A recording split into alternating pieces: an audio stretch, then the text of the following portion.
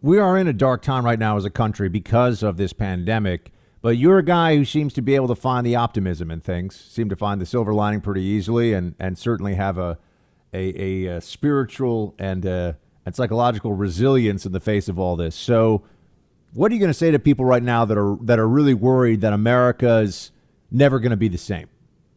Well, this may sound selfish, but it's just a big campfire that I'm humbled and honored to share every day. But go to my Facebook and listen to the millions of people who just reek of goodwill, decency, work ethic, a drive to be the best that they can be.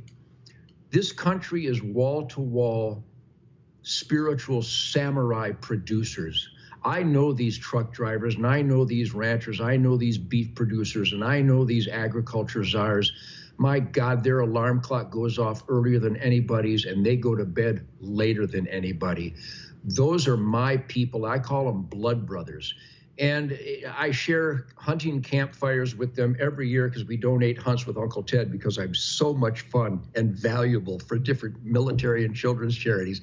And I hang out with the most dedicated, down-to-earth, grounded, smart, dedicated, we the people, working hard, playing hard families who donate a lot of money to these charities just to hang out with me and get some backstraps around the campfire. So I know the heart and soul of every strata of the human experience.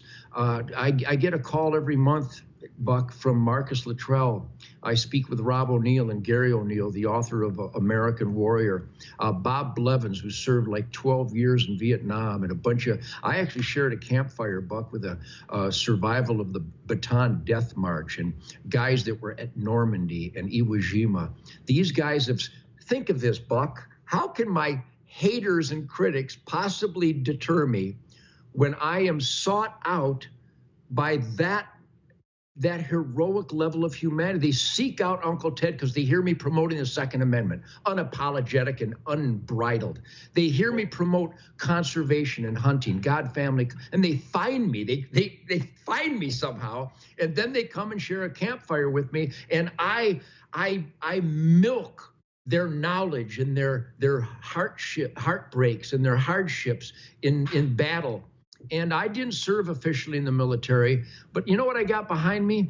And on the mantle over here, I got a bunch of Purple Hearts, Buck. Stop and think that I didn't earn them. I tried to resist, but when a Marine or a Navy SEAL puts a Purple Heart in your hand and says, I want you to have this, and over more than 20 years, 30 years, 40 years, they have given me these Purple Hearts, and none of them knew each other, and they all said the same thing.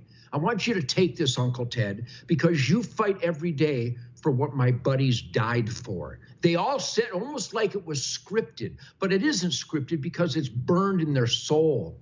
And they know that I'm the only artist, the only celebrity, even though I'm just a deer hunter, that gets in the media and promotes God, family, country, freedom, the Constitution, the Bill of Rights, the Declaration of Independence, the Ten Commandments, the Golden Rule, you know, all that really radical stuff. And so these old heroes seek out the goofy guitar player and give me their Purple Heart, and I'm supposed to listen to criticism from Michael Moore, who still hasn't discovered personal hygiene? I mean, my cocky factor is off the charts because of those guys. Hey, Team Buck, thank you so much for watching The First on YouTube. If you like this video, please click that little thumbs up button so then it will log as liked. And also, if you want to see more great content from The First, please click subscribe.